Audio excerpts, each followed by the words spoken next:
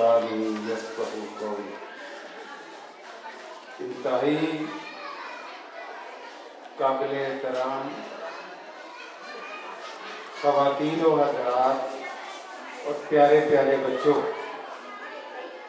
آج نتیجے کا دن ہے۔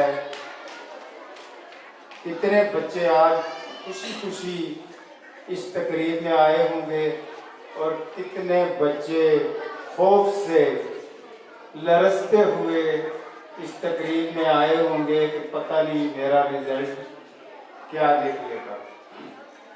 اور میری وہ ساری بہنیں جو سارا سال ان بچوں کو تیار کر کے صبح و شام ان کی تعلیم و تربیت کر کے آج جو نتیجہ دیکھنا چاہتی ہیں، یقیناً آج عباد کی صورت میں، انعامات کی صورت میں، تالیوں کی صورت میں ایک بہت اچھی حوصلہ افزائی بہت سارے بچوں کو مل گئی جنہوں نے بہت اچھے نمبر لیے ہیں۔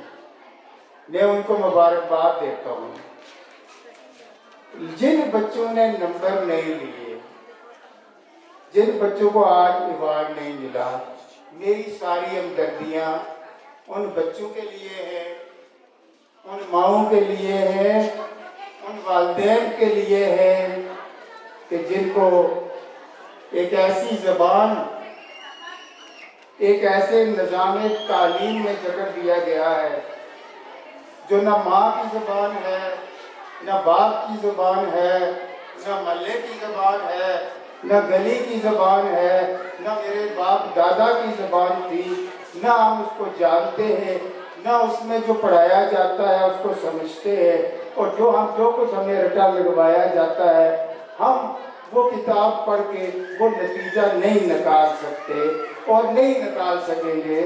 آج کا پاکستان جس مشکل سے گزر رہا ہے، آج جو ہماری مالی حالت ہے، آج جو ہماری سیاسی حالت ہے، آج جو ہماری اخلاقی حالت ہے، وہ اسی نظام تعلیم اور اسی زبان کا نتیجہ ہے جو ہم پہ مسلط کیا گیا ہے۔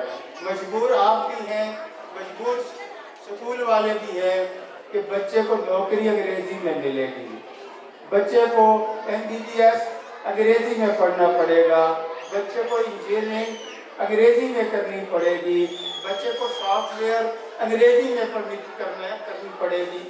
اس لیے ہم سارے، ہمارے ہاتھ بھی باندھے ہوئے ہیں، ہمارے پاؤں بھی باندھے ہوئے ہیں، اور اب آہستہ آہستہ ہمارے دل و دماغ بھی باندھے جائیں گے کہ جب ہم ایک ایسی زبان بولنے پہ فخر کریں گے، جب ہم ایک ایسا لباس پہننے پہ فخر کریں گے کہ جو زبان بھی ہماری نہیں تھی، جو لباس بھی ہمارا نہیں تھا۔ فخر کرنے کا یہ بھی نتیجہ ہوتا ہے کہ ہم اپنی چیزوں کو اچھا نہیں سمجھ رہے ہوتے۔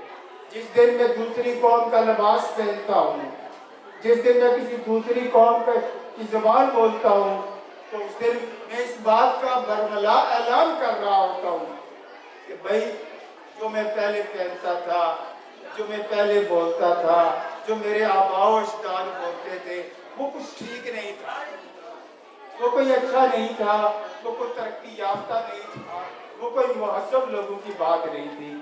میرا خیال یہ ہے کہ ہم یہ سارے تجربے کرنے کے بعد قوم اب اس نتیجے پر پہنچ چکی ہے کہ ہمیں اپنے پاؤں پہ کھڑا ہونا ہے، اور انشاءاللہ ہوں گے۔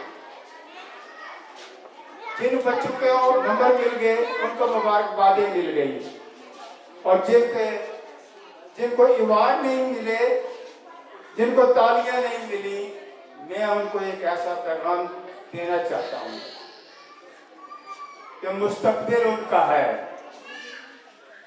جو بچے اپنی کوشش کے باوجود پہلی، دوسری، تیسری، چوتھی، پانچویں، 10ویں پوزیشن نہیں لے سکے، ملک کی تعمیر وہی لوگ کریں گے۔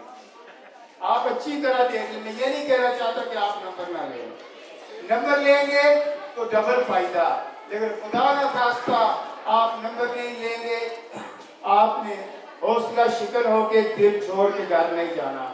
آپ قائد اعظم رحمۃ اللہ علیہ کا تعلیمی ریکارڈ چیک کر لیں، آپ بل کلنٹن کا تعلیمی ریکارڈ چیک کر لیں، آپ پاکستان کے کسی بڑے بزنس مین کا تعلیمی ریکارڈ چیک کر لیں، آپ بیریا جون کے مالک کا تعلیمی ریکارڈ چیک کر لیں، آپ کی کارکردگی آپ کے نمبروں سے نہیں ناپی جاتی، آپ کی کارکردگی آپ کے اپنے پیشے کے ساتھ اخلاص اور اس کی محنت سے ناپی جاتی ہے۔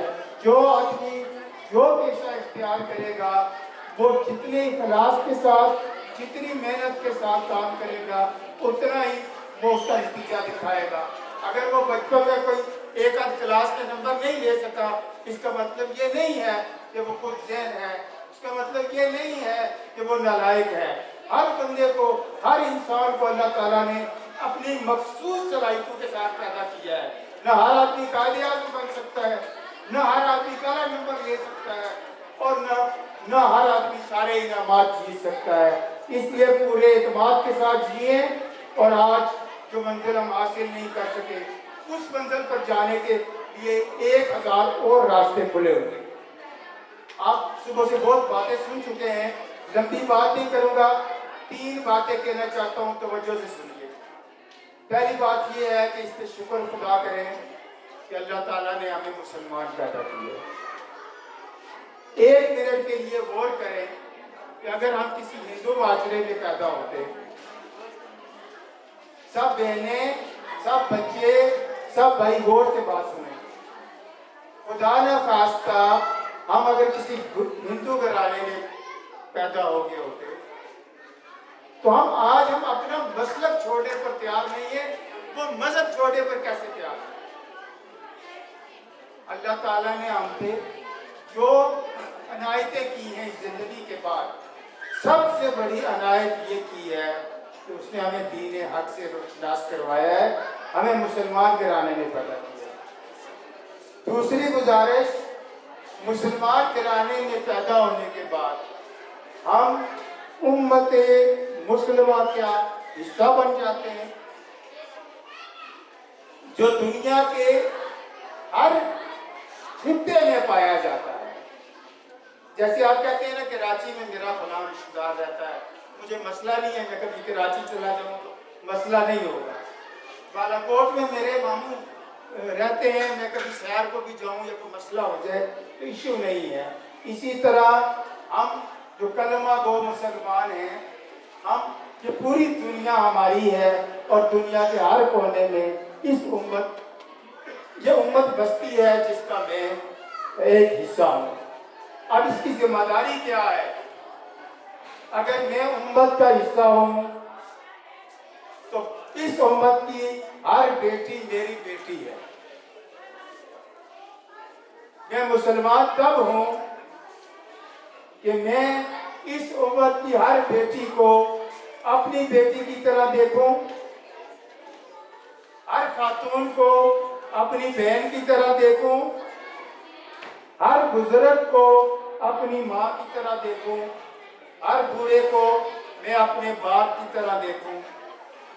اگر یہ میں کر لوں گا تو میں امت مسلمہ کا ایک فرد ضرور ہوں، ذمہ دار فرد ضرور ہوں۔ جس دن ہم امت مسلمہ کا حصہ بننے کا اقرار کرتے ہیں، اس دن ہم نہ پاکستانی ہوتے ہیں، نہ ہندوستانی ہوتے ہیں، نہ عربی ہوتے ہیں، نہ عجمی ہوتے ہیں، نہ مغل ہوتے ہیں، نہ سردار ہوتے ہیں، نہ گجر ہوتے ہیں، نہ دیوبندی ہوتے ہیں، نہ بریلوی ہوتے ہیں، نہ شیعہ ہوتے ہیں۔ ہم مسلمان ہوتے ہیں، اور یہ سارے نام اسی طرح ہیں، جس طرح میرے بچوں کا نام عمر، علی، عثمان، عائشہ، عمارہ اور عالیہ ہیں، اسی طرح یہ نام ہے پاکستان، ہندوستان، دیوبندی، بریلوی، شیعہ۔ ہم سارے قبیلے کا حصہ ہیں، امت کا حصہ ہیں، اور یہ امت ہماری قوت ہے، اور اس امت کا ایک ایک فرد میرے لیے، سب کے لیے اتنا ہی عام ہے جتنا میرے لیے میرے بیٹے عمر، علی اور عثمان ہیں۔ اسی طرح اس امت کا ہر فرد مجھے پیارا ہوگا تو پھر میں مسلمان ہوں گا۔ نہ میرے لیے کوئی نسل عام ہوگی، نہ میرے لیے کوئی ملک عام ہوگا، نہ میرے لیے کوئی اور دوسری چیز عام ہوگی۔ माओं से मैं एक बात कहना चाहता हूँ।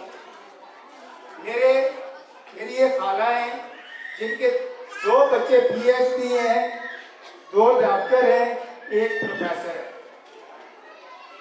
उनको उर्दू भी पढ़नी नहीं आती, अंग्रेजी भी पढ़नी नहीं आती, लेकिन उनकी बेटी ने जिस दिन कायदे आज़म यूनिवर्सिटी से MS किया, उस दिन उसने बताया मुझे कि मुझे आज पहली दफा पता चला है कि हमारी मामा अनपढ़ है।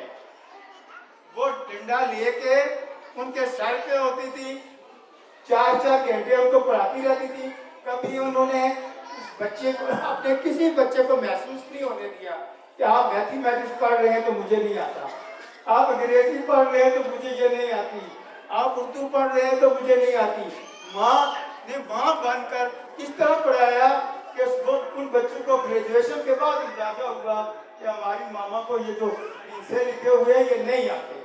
अगर माँ ये किरदार अदा करना शुरू कर देगी तो इंशाअल्लाह वो सब बच्चों को PhD तक ले जाएगी। दूसरी गुजारिश ये है कि आज हमारे पास जो मोबाइल है ना, मेरी बहनों और बेटियों, आप अपने बच्चे के हाथ में जो मोबाइल दे देती है ना, वो पढ़ाई छोड़ देता है। इसमें बड़ी दिलचस्पियाँ हैं, बच्चों के लिए भी हैं, जवानों के लिए भी हैं, मेरे जैसे बूढ़े बंदे के लिए भी दिलचस्पी इतनी है कि शायद मैं 24 घंटे इसको ना छोड़ूं।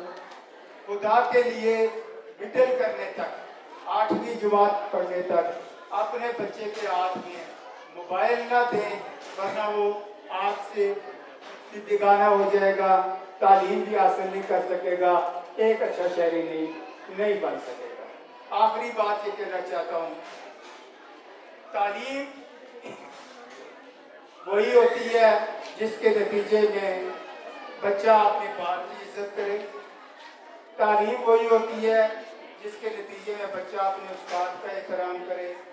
तालीम वही होती है जिसके नतीजे में बच्चा घर में भी ठीक बिहेव करे, मोहल्ले में भी ठीक बिहेव। अगर ये चीज़ें नहीं हैं मेरे बच्चे में, तो मुझे ये देखना चाहिए कि मैं क्या करवा रहा हूँ, मेरा बच्चा कहाँ पढ़ रहा है, वो क्या पढ़ रहा है, वो किस तरह के बच्चों के साथ बैठ रहा है, किस तरह के बच्चों पर उठ रहा है, इसको आपने देखना है। अगर ये मियार रखेंगे तो इंशाअल्लाह नसीब हमारे बच्चे कामयाब होंगे, हम एक मजबूत कौम बनेंगे, और हम मजबूत कौम बन के हमें दुनिया की इमामत करनी है। सबक फिर पर हम सदाकत का, अमानत का, दयानत का लिया जाएगा तुझसे काम, दुनिया की इमामत का। इस फार्मूले को बांध ले अपने पास, अपनी नस्लों को दुनिया की हुक्मरानी के लिए।